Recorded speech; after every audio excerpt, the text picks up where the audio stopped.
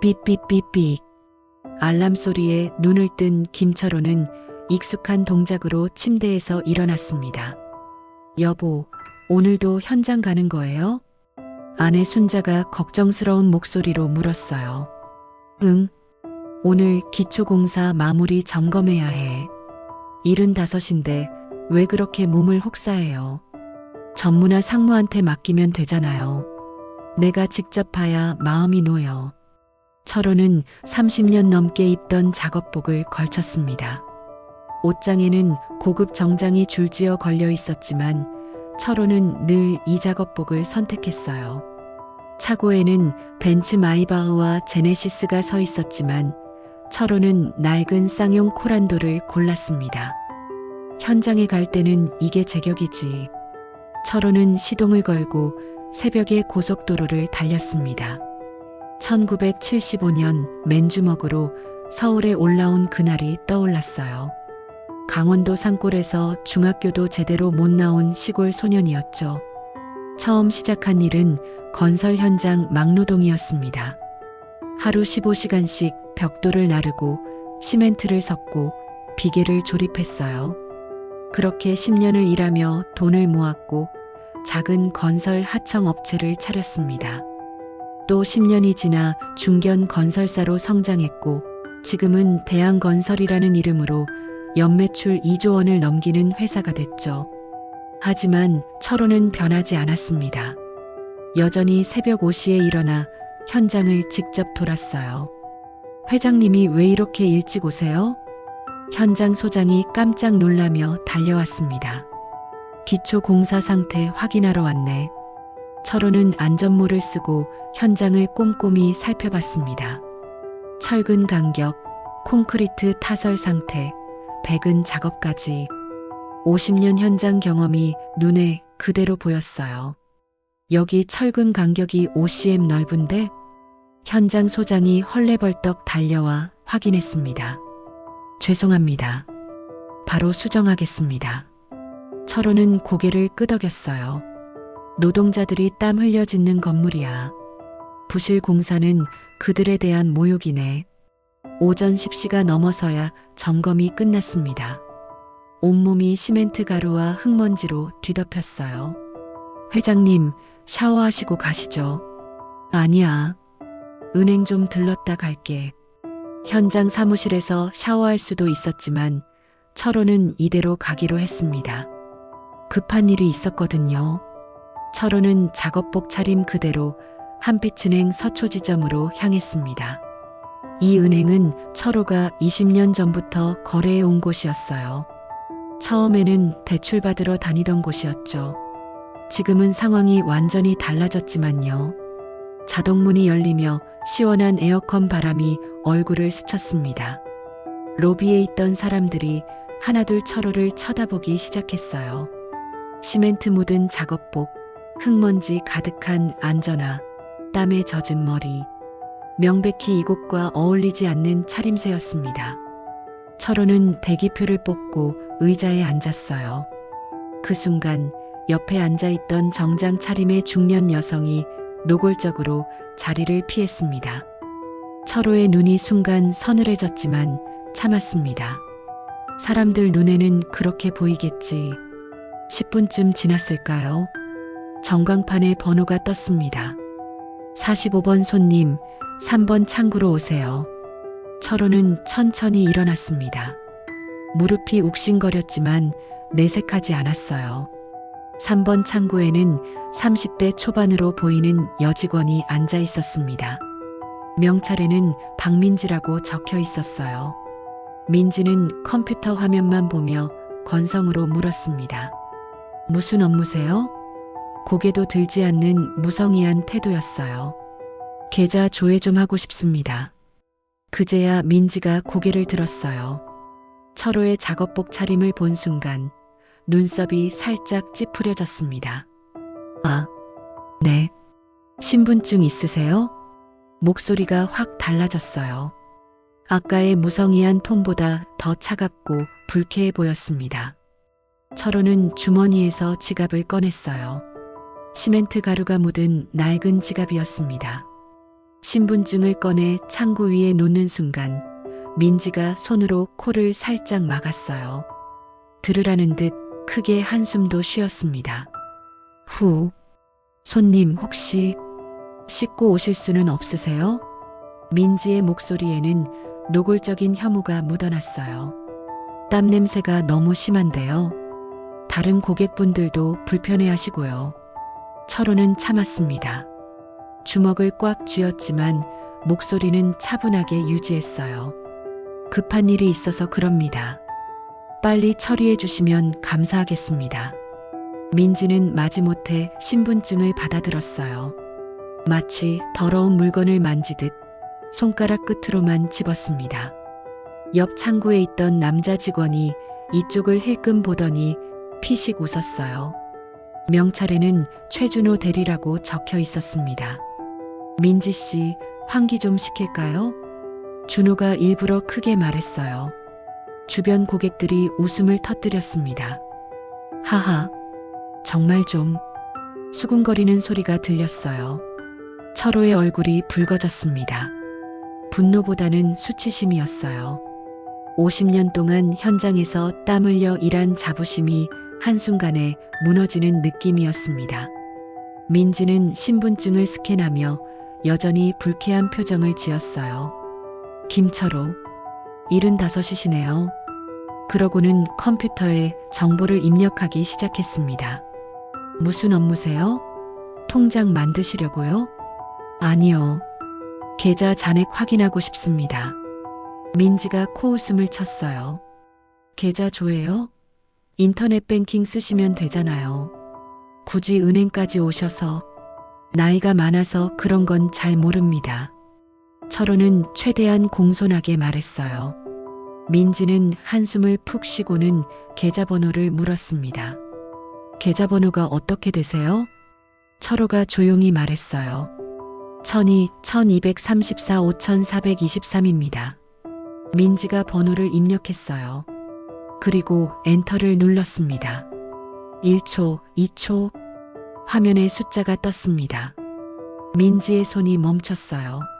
마우스를 잡은 손이 공중에서 멈춘 채였습니다. 뭐지 이게? 작은 소리가 목구멍에서 새어나왔어요. 준호가 이상하다 싶어서 물었습니다. 민지 씨, 왜 그래요? 민지는 대답하지 못했어요. 그저 화면만 빤히 쳐다볼 뿐이었습니다. 화면 중앙에 선명하게 떠 있는 숫자. 예금 잔액 5,247억 원. 민지는 눈을 비볐어요. 잘못 본 게 아닌가 싶어서요. 하지만 숫자는 변하지 않았습니다. 5,247억. 민지가 중얼거렸어요. 준호가 자리에서 일어나 화면을 봤습니다. 그리고 그도 얼어붙었어요. 이게 뭐야? 준호의 목소리가 떨렸습니다. 철호는 차분하게 말했어요. 확인됐으면 잔액 증명서 한 장만 발급해 주세요. 민지는 여전히 화면만 쳐다보고 있었어요. 입이 벌어진 채로요. 손님, 이게 정말. 철호가 다시 말했습니다. 빨리 처리 부탁드립니다. 시간이 없어서요. 그때 옆에서 준호가 끼어들었어요. 잠깐만요. 이거 확인 좀 해봐야겠는데요. 준호의 목소리에는 의심이 가득했습니다. 뭘 확인하시려고요? 철호가 물었어요. 준호는 철호를 위아래로 훑어봤습니다. 작업복, 안전화, 시멘트 가루. 그리고는 확신에 찬 목소리로 말했어요. 손님, 혹시 이거 사기치려고 오신 거 아니에요? 순간 로비가 조용해졌습니다. 사기? 준호가 목소리를 높였어요. 5천억이요? 일용직 노동자가 5천억을 가지고 있다고요? 민지도 고개를 끄덕였어요. 맞아요. 이상해요. 혹시 해킹된 계좌 아닌가요? 두 직원이 철호를 의심의 눈초리로 쳐다봤어요. 주변 고객들도 수군거리기 시작했습니다. 저 사람 사기범인가 봐. 그러게요. 저런 차림에 5천억이라니. 요즘 금융 사기 조심해야 한다던데. 철호의 얼굴이 붉어졌어요. 하지만 이번에는 수치심이 아니라 분노였습니다. 주먹이 저절로 쥐어졌어요. 사기가 아닙니다. 내 계좌가 맞아요. 준호가 비웃었어요. 할아버지, 거짓말하지 마세요. 저희가 바보로 보여요? 일용직이 5천억? 그럼 저는 재벌 2세네요. 하하. 민지도 웃었어요. 다른 직원들도 하나둘 모여들기 시작했습니다. 뭐야, 무슨 일이야? 저 할아버지가 5천억 있다고 우기는데요. 5천억? 진짜요? 웃음소리가 창구를 가득 채웠습니다. 철호는 눈을 질끈 감았어요. 50년 전 그날이 떠올랐습니다.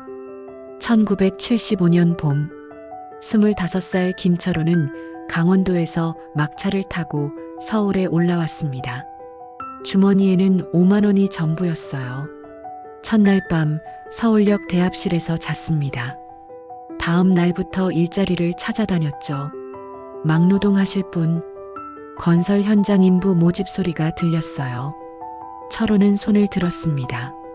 저요. 저 할게요. 현장 소장이 철호를 위아래로 훑어봤어요. 시골에서 왔나? 네. 힘은 셉니다. 하루 3,000원이야. 할 거야, 말 거야? 하겠습니다. 그렇게 시작된 막노동.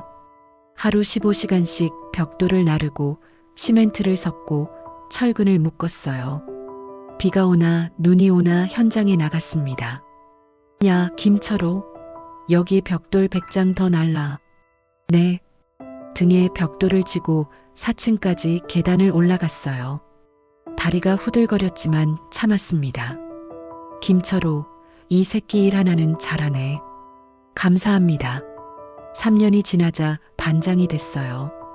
5년이 지나자 작은 하청팀을 꾸릴 수 있었습니다. 10년이 지나자 회사를 차렸죠. 대한건설. 맨주먹으로 시작한 회사였습니다. 처음에는 소규모 인테리어 공사만 했어요. 하지만 철호는 달랐습니다. 부실 공사는 절대 하지 않았어요. 사장님, 이렇게 하면 손해인데요? 손해보더라도 제대로 하는 거야. 나도 노동자였어. 부실 공사는 노동자를 무시하는 거야. 그 소문이 퍼졌어요. 김철호 회사는 믿을만해. 부실 공사 안 한대. 점점 큰 프로젝트가 들어왔습니다. 아파트 단지, 오피스 빌딩, 대형 쇼핑몰. 1995년 철호는 한빛은행에 처음 왔었어요.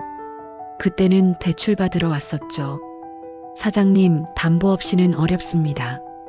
제발 좀 도와주십시오. 공사비가 없으면. 죄송합니다. 고개를 숙이고 나왔던 기억이 생생했습니다. 하지만 포기하지 않았어요.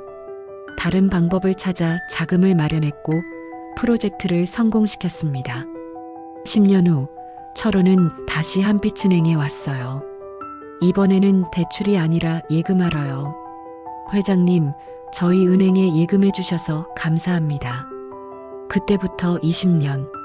철호의 예금은 점점 불어났습니다. 100억, 500억, 1000억. 그리고 지금 5247억. 철호는 한빛은행의 최대 예금주이자 주식 5%를 보유한 주요 주주였습니다. 하지만 철호는 그 사실을 굳이 밝히지 않았어요. 사람은 돈으로 대접받는 게 아니야. 사람으로 대접받아야지. 철호는 눈을 떴어요. 여전히 직원들이 비웃고 있었습니다. 할아버지, 농담도 정도껏 하셔야죠. 준호가 말했어요. 5천억이면 이 건물 몇 채는 살 수 있는 돈이에요. 민지도 끼어들었어요. 할아버지, 지금 우리 시간 낭비시키지 마세요. 뒤에 손님들 기다리잖아요. 철호가 조용히 말했어요. 지점장 불러주세요. 네. 지점장님 모시고 오세요. 지금 당장. 철호의 목소리는 낮았지만 단호했어요. 준호가 비웃었어요. 할아버지가 지점장님을 왜 만나려고 하세요? 지금 장난 그만하시고 지점장실로 전화하세요. 김철호가 왔다고요. 순간 민지가 멈칫했어요. 뭔가 이상한 기운을 느꼈거든요. 철호의 눈빛이 달라져 있었습니다. 차갑고 단호하고 무게감이 있었어요. 민지는 떨리는 손으로 전화기를 들었습니다. 내선 번호를 눌렀어요. 지점장님, 손님 한 분이 면담을 요청하시는데요. 이름이 어떻게 되시죠? 민지가 철호를 쳐다봤어요. 김철호입니다. 철호가 또렷하게 말했어요. 민지가 전화에 대고 말했습니다. 김철호 고객님이시라는데요. 전화기 너머로 의자가 넘어지는 소리가 들렸어요. 그리고 급한 목소리. 지금 어디 계십니까? 3번 창구인데요. 바로 나갑니다. 절대 가시면 안 됩니다. 뚝. 전화가 끊겼어요. 민지의 얼굴이 새하얗게 변했습니다. 준호도 이상함을 느꼈어요. 뭐래? 지점장님이 지금 바로 나오신대요. 5초도 안 돼서 지점장실 문이 벌컥 열렸습니다. 50대 중반의 남성이 뛰어나왔어요. 정장 재킷도 제대로 안 입고 넥타이도 비뚤어진 채였습니다. 명찰에는 지점장 강태수라고 적혀 있었어요. 강태수는 로비를 가로질러 3번 창구로 달려왔습니다. 그리고 철호를 보자마자 90도로 허리를 숙였어요. 회장님, 어서 오십시오. 목소리가 떨리고 있었습니다. 순간 로비가 얼어붙었어요. 회장님? 민지가 떨리는 목소리로 중얼거렸어요. 준호도 얼어붙었습니다. 입이 벌어진 채로요. 회장님, 제가 몰랐습니다. 정말 죄송합니다. 강태수는 계속 허리를 숙인 채였어요. 철호는 차갑게 말했어요. 일어나세요. 강태수가 고개를 들었습니다. 얼굴이 땀으로 흥건했어요. 철호가 민지와 준호를 번갈아 쳐다봤어요. 이 직원들한테 물어보세요. 무슨 일이 있었는지. 강태수가 두 사람을 쳐다봤습니다. 눈빛이 차갑게 변했어요. 무슨 일입니까? 민지가 말문이 막혔어요. 준호도 입을 열 수가 없었습니다. 강태수의 목소리가 더 차가워졌어요. 대답하세요. 저희가. 민지가 떨리는 목소리로 말하기 시작했어요. 회장님께서 작업복 차림으로 오셔서, 그래서 땀 냄새가 나서 씻고 오시라고. 민지의 목소리는 거의 울음에 가까웠어요. 그리고 강태수가 다그쳤습니다. 준호 씨, 당신은요? 준호가 고개를 들었어요. 얼굴이 새하얗게 질려 있었습니다. 저는 회장님께서 5천억 계좌라고 하셔서 사기범이라고. 뭐라고요? 강태수의 목소리가 높아졌습니다. 사기범이라고요. 김철호 회장님을. 준호는 더 이상 말을 잇지 못했어요. 강태수는 두 사람을 노려봤습니다. 그리고 다시 철호에게로 고개를 돌렸어요. 회장님, 정말 죄송합니다. 이것은 전적으로 제 책임입니다. 철호가 조용히 말했어요. 지점장님 잘못이 아닙니다. 회장님, 이 직원들 잘못이죠. 철호의 목소리는 차가웠어요.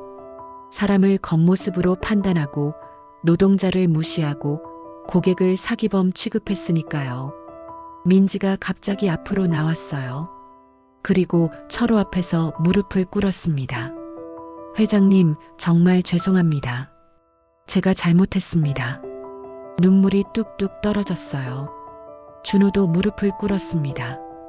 회장님, 저도 정말 죄송합니다. 용서해 주십시오. 철호는 두 사람을 내려다봤어요. 표정은 여전히 차가웠습니다. 로비에 있던 고객들이 숨을 죽였어요. 저 사람이 정말 회장님이었어? 5천억이 진짜였다고? 대박. 철호가 입을 열었어요. 일어나세요. 두 사람이 천천히 일어났습니다. 다리가 후들거렸어요. 철호가 말했어요. 50년 전 나도 여러분과 똑같은 노동자였습니다. 두 사람이 고개를 들었어요. 맨주먹으로 서울에 올라와서 하루 15시간씩 벽돌을 날랐어요. 땀 냄새? 나도 매일 그랬습니다. 작업복? 나도 30년 동안 이것만 입었어요.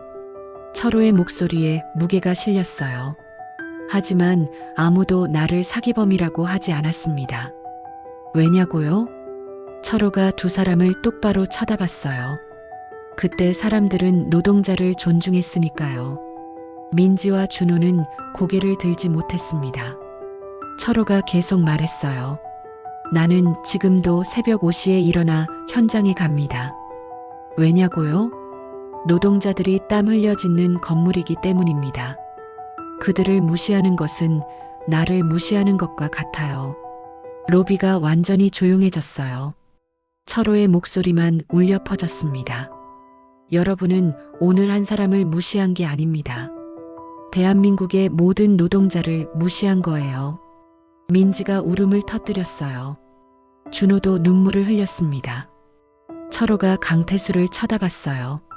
지점장님. 네, 회장님. 계좌 이체 준비해 주세요. 네. 이체요? 전액입니다. 다른 은행으로요. 강태수의 얼굴이 새하얗게 변했어요. 회장님. 그러시면 5천억이 빠지면 이 지점 문 닫아야 합니다. 알고 계시죠? 알고 있습니다. 회장님, 제발. 결정했습니다. 철호의 목소리는 단호했어요. 그때 로비 한쪽에서 노인 한 분이 일어났습니다. 80대쯤 돼 보이는 할아버지였어요. 낡은 점퍼에 지팡이를 짚고 있었습니다. 저기요. 할아버지가 떨리는 목소리로 말했어요. 철호가 고개를 돌렸습니다. 제 말씀 좀 들어주시겠습니까? 철호가 고개를 끄덕였어요. 말씀하세요. 저도 옛날의 노동자였습니다. 할아버지가 천천히 말했어요. 60년 전 부산에서 부두 노동자로 일했어요. 하루 종일 짐을 날랐죠. 할아버지의 눈에 눈물이 맺혔어요. 그때 사람들도 저를 무시했습니다. 때 묻은 노동자라고 했죠. 하지만요. 할아버지가 철호를 쳐다봤어요. 그래도 저는 자랑스러웠어요. 땀 흘려번 돈으로 자식들 대학 보냈거든요. 할아버지가 미소를 지었어요. 철호의 눈가가 촉촉해졌습니다. 회장님, 할아버지가 말했어요. 회장님 같은 분이 계셔서 노동자들이 힘을 얻습니다. 감사합니다. 할아버지가 고개를 깊이 숙였어요. 로비에 있던 사람들이 하나둘 박수를 치기 시작했습니다. 짝짝짝 박수 소리가 점점 커졌어요. 철호는 할아버지에게 다가가 손을 잡았습니다. 아닙니다. 제가 감사합니다. 두 사람이 손을 맞잡은 채 눈물을 흘렸어요. 강태수가 조심스럽게 말했어요. 회장님, 한 번만 더 기회를 주십시오. 철호가 강태수를 쳐다봤어요. 이 직원들을 재교육하겠습니다. 다시는 이런 일이 없도록 하겠습니다. 철호는 잠시 생각했어요. 그리고 천천히 고개를 끄덕였습니다. 조건이 있습니다. 말씀하십시오. 이 은행의 모든 직원이 일주일간 건설 현장에서 일하세요. 네. 노동자의 땀이 무엇인지 직접 느껴보라고요. 강태수가 고개를 숙였어요. 알겠습니다. 그렇게 하겠습니다. 그리고 하나 더. 네, 회장님. 로비 입구에 이렇게 써붙이세요. 철호가 말했어요. 이 은행은 모든 고객을 평등하게 대합니다. 노동자든 회장이든 학생이든 노인이든 우리는 사람을 겉모습으로 판단하지 않습니다. 강태수가 메모했어요. 반드시 그렇게 하겠습니다. 철호가 민지와 준호를 쳐다봤어요. 두 분도 현장에 나가세요. 네, 회장님. 두 사람이 고개를 숙였어요. 그리고 배우세요. 무엇을요? 노동자를 무시하는 것은 자신을 무시하는 것이라는 걸요. 두 사람이 깊이 고개를 숙였습니다. 감사합니다, 회장님. 3개월이 지났습니다.